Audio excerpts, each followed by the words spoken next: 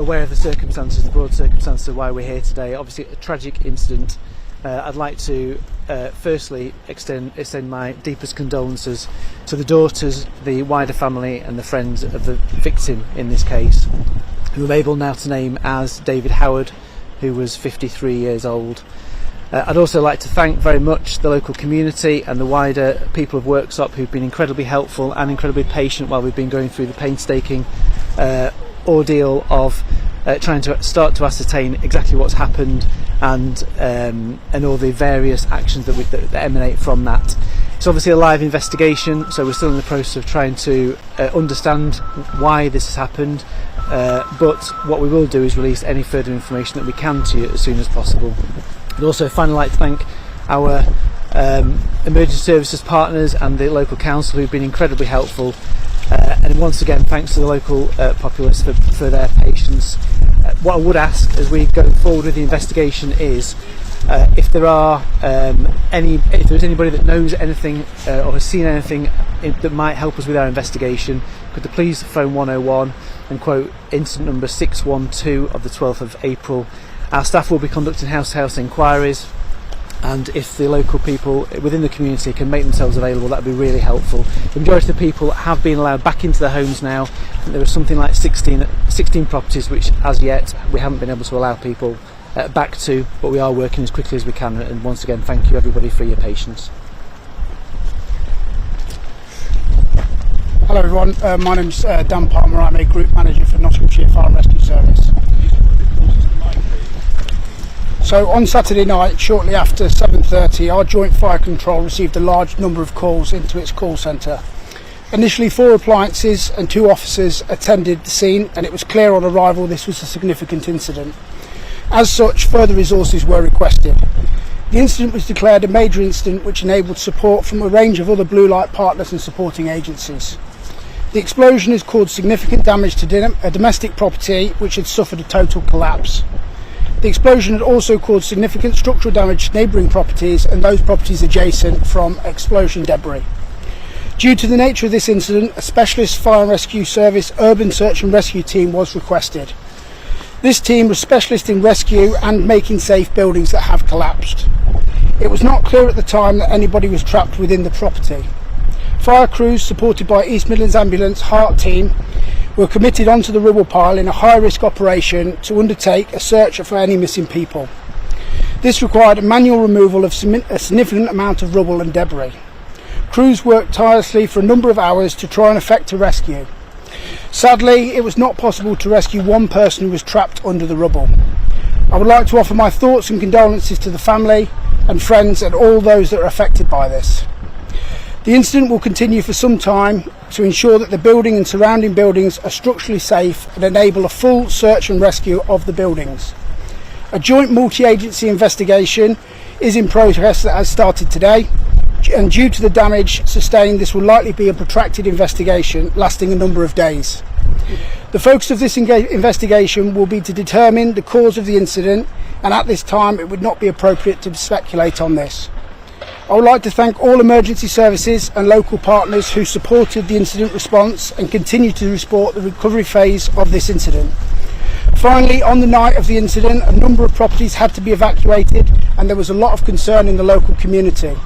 I would like to thank all local residents for their cooperation and support during this incident, and as stated previously, I would like to pass my thoughts and wishes on to all those that have been affected of this difficult incident. Thank you.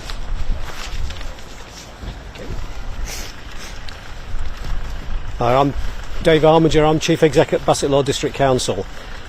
As with the other agencies, on Saturday night our teams were called to this very, very unfortunate incident, and have been working to engage with the community as well as the other agencies in responding.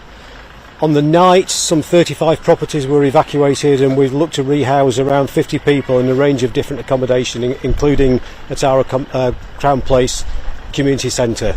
We've continued to work with those individuals. Some still required accommodation last night and may very well do so in the coming days, and our teams will be working with them to give them all advice and support that can be delivered to ensure that they are able to find a suitable accommodation.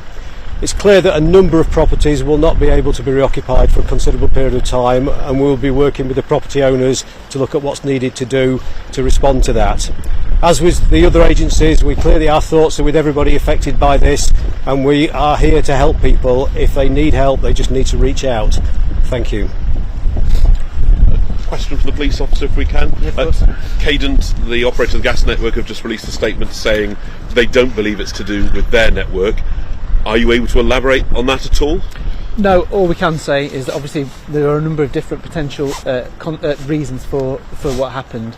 A gas explosion was potentially one of those. Cadent obviously ruled that out, but there are a number of different lines of inquiry that we're working through before we can categorically establish what's happened. There's a scenes of crime investigator here. Is that standard practice? Absolutely, yeah. For something of this nature, we will go through a thorough process to try and make sure that we leave no stone unturned, both literally and metaphorically, to ensure that we establish exactly what's happened. Can I just ask, the fact you are pleading for information from the public, does that mean you've not ruled out foul play as a possible cause? All lines of inquiry are open. Obviously, I'm not the senior investigating officer, so I'm not here to necessarily discuss the intricacies of the investigation. Rather, more to thank the community and pass you details in terms of the victim. So I can't confirm at the moment where we are with that investigation. But gas has been ruled out. We're hearing this afternoon. Well, that's what Cadent have said. So my assumption is that they're the experts in that field. Thank you. Can I ask, Dave, as far as you know, how many residents are still out of their homes? There are approximately 8 properties that we're aware of that are not in a position where people can return. Now, we also understand some people may choose not to return to other properties that have been damaged but are occupiable. So we're still trying to work out the precise detail of that, and we are engaging with those individuals.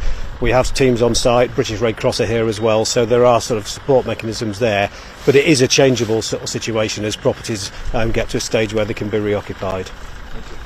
How many houses, clearly there's one that's been utterly destroyed, is the neighbouring one also essentially to be demolished? There are 3 properties which were severely damaged, and I think it's likely that 3 will have to be removed. Other properties do have quite significant damage, but it looks like it is something that is repairable. We have building inspectors and surveyors on site who have been working with residents to ensure that those properties are safe to reoccupy. So we're fairly comfortable that it will be a limited number, say possibly 3. And that's when it's expected that any demolition might take place, if it is those 3 that you're expecting? Okay, the difficulty is, as was pointed out, that demolition will have to take place in a controlled way. So it will be a more of a protracted demolition than would be the case in a normal situation. So it could take days in this instance. Okay. Thank you. Okay. Thank you. Thank you very much.